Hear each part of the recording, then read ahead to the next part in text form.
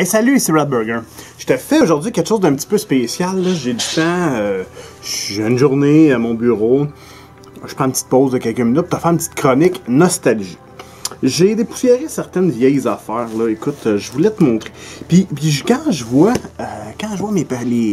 les gars parler de leurs anciens personnages, je trouve ça toujours très drôle, toujours très le fun. Fait que là, je t'ai sorti quelques exemples de personnages, de comment... c'est quoi les anciens personnages et tout ça. Les anciens jeux aussi qu'on va pouvoir jaser. Si tu as des questions, tu te gênes pas. Je te montre le premier. Ah, ça, c'est relativement récent. C'est Keldrin Erastor, hein? C'est mon archer magicien à 5e édition. Un elfe, pas d'allure. Écoute, j'ai pas joué beaucoup avec les 3e niveaux. C'est la dernière game que j'ai joué.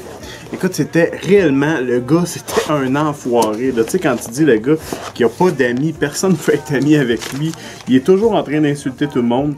C'était très hot. Autre personnage, là, je sais pas si c'est des images, j'en ai pas tout le temps. Ah ouais, lui il s'appelle Esslinger. Esslinger, c'est un Gearhead dans Mutant Year Zero. Mutant Year Zero, ce que je te mets en contexte, c'est post-apo. Donc c'est après, il y a eu une apocalypse et tout ça. On sait pas vraiment c'est quoi. On sait que le but du jeu, c'est un peu de le découvrir. Fait que c'est un jeu à secret. Il y a des secrets là-dedans. Et là, on s'enligne pour savoir un peu qu'est-ce qui s'est passé et tout ça. Puis graduellement, tu découvres un peu sa map parce que c'est très sandbox. Tu as des cases, puis il y a des choses. Je sais que le master a des dés à brasser, savoir ce qui se passe et tout ça. Mais de façon générale, c'est très...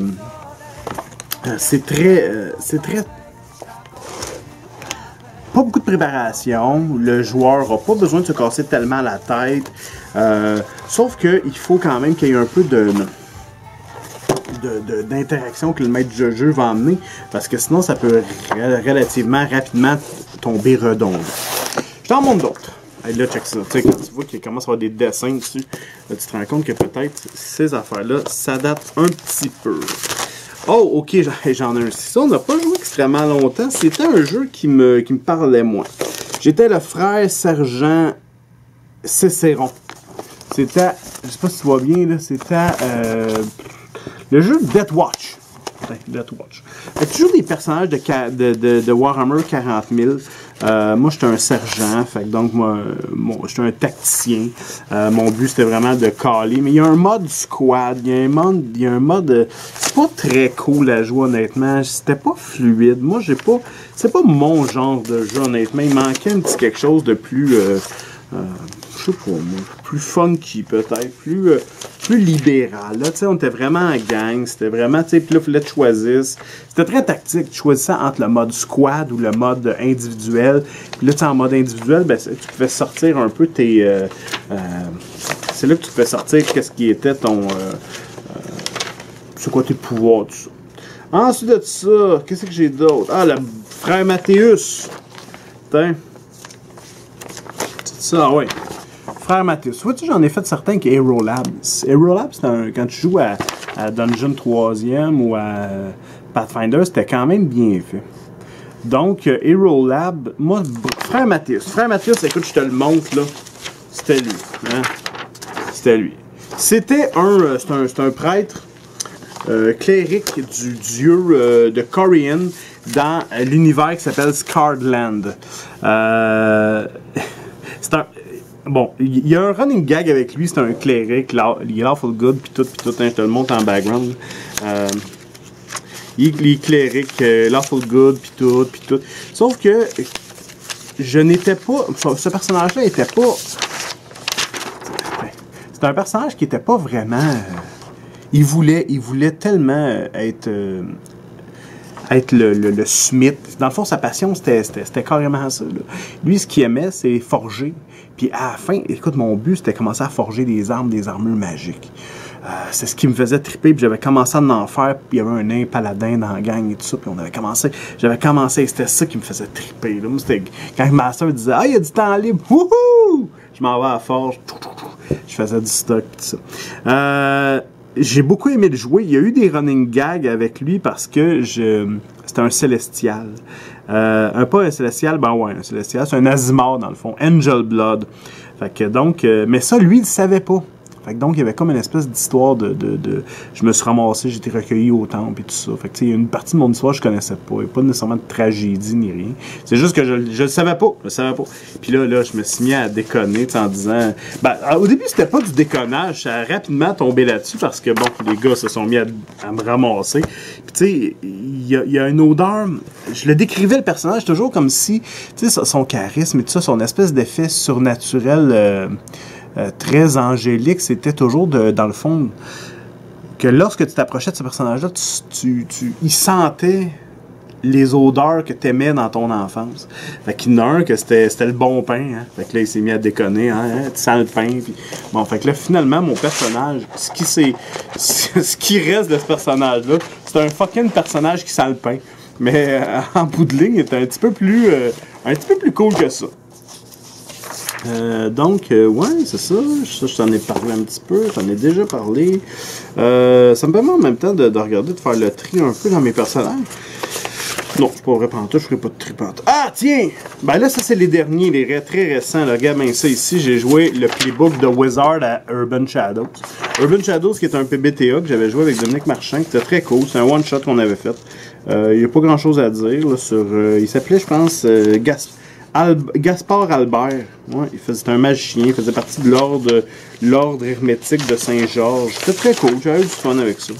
J'ai eu beaucoup de fun. Ah, tiens, ça c'est mon personnage, Grandolir, à Défi Fantastique. Donc, c'était le personnage avec JDR des 30. On avait eu bien du plaisir à jouer à ça. Maintenant, là, ok, là, je rentre dans la... Là, tu vois qu'il y a un gap entre ce qui est récent et ce qu'il y avait eu avant. Parce que j'ai été quand même plusieurs années sans jouer. Tu connais ça? Ouais. Lui, il s'appelle Sévrian de Diède. Ah, c'est un Irda. C'est un ogre de Dragonlance. Mais là, attention, à Dragonlance, les ogres sont pas...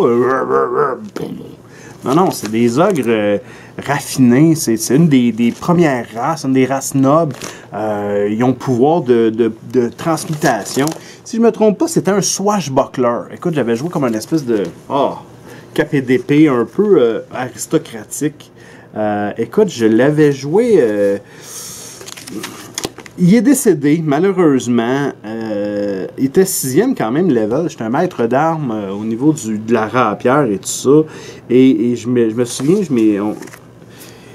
il y avait des draconiens qui me poursuivaient dans une caverne et je m'étais trompé de chemin. J'avais pas été capable de trouver le bon chemin, tout ça. Et finalement, la dernière chose que je me souviens de ce personnage-là, c'est que je courais. C'était à peu près la seule chose que je pouvais faire, c'était de courir, parce que j'avais presque plus d'armes, et que là, je commençais à lancer mes trucs sur les draconiens qui avaient en arrière de moi. C'est glorieux comme fin. Oh! L'appel de Cthulhu. Ah bah, il y a un dessin, mais je pense que c'est pas moi qui l'a fait. Ça doit pas être glorieux. Oh my god. Ah ouais, c'est super ça. Ça te donne une idée, c'est quoi? C'est Juan Javier Andino Limantu. C'est un curé catholique qui arrivait directement d'Espagne. J'étais un curé catholique qui était imbriqué dans l'espèce d'appel de Cthulhu et qui devait se dépêtrer avec le mythe. Ah, j'en ai un autre. Ah ouais. Bon, ça c'est une game de Cthulhu qui avait été un peu spéciale. C'est Ganero ou le chien fou. Il s'appelle Joshua Custer. C'est un ancien Old West Marshal à la retraite qui était venu passer sa côte. Il était revenu sur la côte est des États-Unis pour passer du temps avec ses enfants avant de mourir. Mais bon, il a encore une fois, il a été happé par l'espèce de vague de trucs bizarres, de l'appel de Cthulhu. Ah, ici, celui s'appelle... Ah, tiens. Ça, ce personnage-là, écoute, je sais pas si tu vois l'épaisseur, j'ai un livre au complet qui vient avec. Elle était 11e level fighter, 14e level cléric. C'est de loin le personnage le plus haut que j'ai joué à Donjons et Dragons. C'était une prêtresse. Fighter Priest de Kirijolite dans Dragonlance.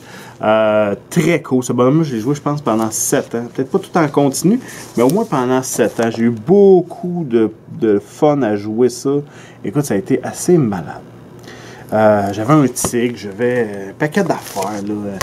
Quand tu joues 7 ans, t'en ramasses des systèmes magiques. Ici, un kinéticiste. Ça, c'est la 3e. Je me souviens plus c'est qui le master qui avait fait ça. C'est un Whisper Gnome. Kinéticiste Rogue. Un peu à la... Ah ouais, je me bats avec un Kukri. Attends, j'ai ça une image. Ah, c'était un peu...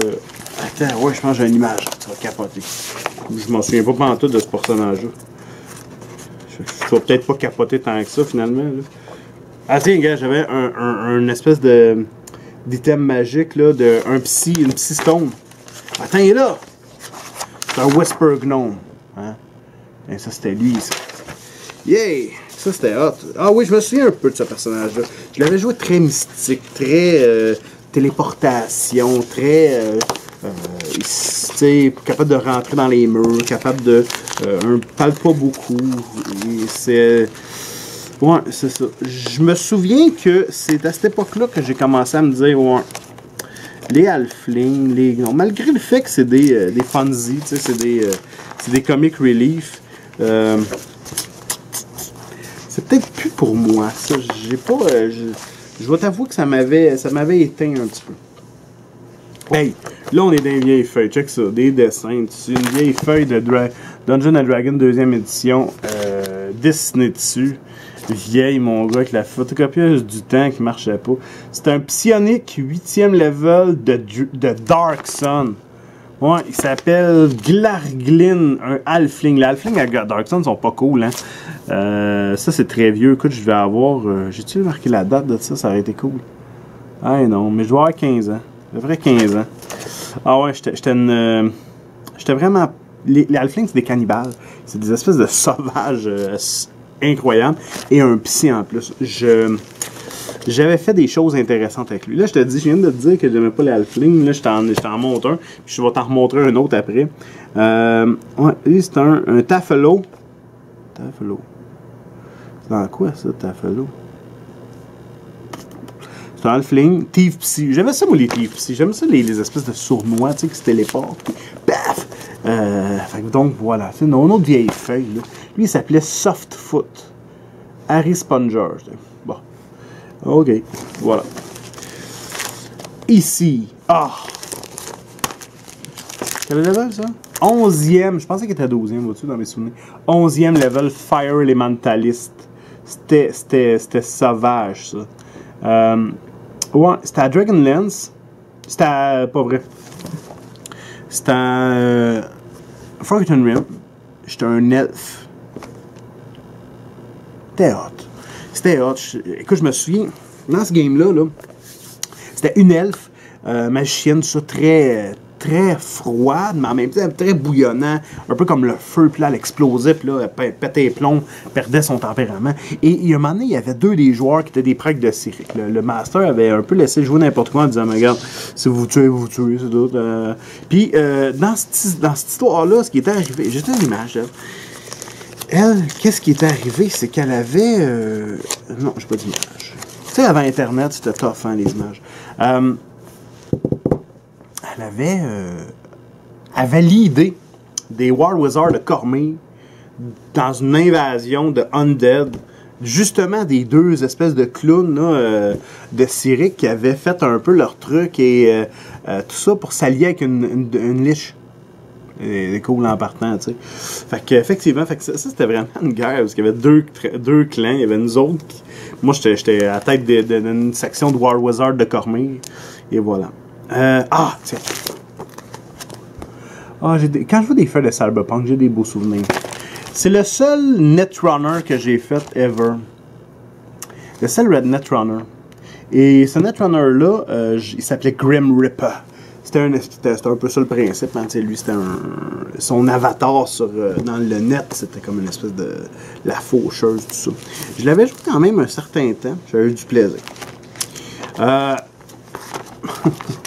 c'est un peu ridicule. C'est elle, ça Marvel. C'est elle, Coyote Man. Ouais. Qu'est-ce que j'ai comme power? Magnetic Manipulation, fuck, I good. Puis j'ai Weakness Creation, excellent. Tu sais, quand tu brasses n'importe quoi. Moi, je me souviens, j'étais un archéologue mexicain, immigrant illégal. Et lui, le personnage, là, à chaque fois qu'il sortait son bras de l'écran comme ça, pouf, il arrivait avec son glider, son deltaplane, parce qu'il voulait pas. C'était ridicule. Veux-tu savoir le nom de... Ah, c'est notre nom de groupe de super-héros. The big fabulous hero who saved the world many times and where the Eskimo is always where he has nothing to do. The TBFHWSTWMTAWTEIAWHHNTD. C'est-tu pas parlant, ça, comme jeu, comme nom de super-héros? Comme nom de groupe? C'est accrocheur, c'est accrocheur. Je t'en fais un dernier, parce que là, je veux pas te faire une vidéo de 100 heures là-dessus. Puis après ça, lui, c'est le clou du spectacle. C'est à Shadowrun, et il s'appelle Cyrus. Cyrus, c'est un rigger. C'est le bonhomme de Shadowrun que j'ai joué le plus longtemps. Et là, si tu regardes les tatouages qu'il y avait, Shirley Forever. Qu'est-ce que j'avais d'autre ici comme tatou qui avait pas de bon sens? J'avais Gumby en marin violent.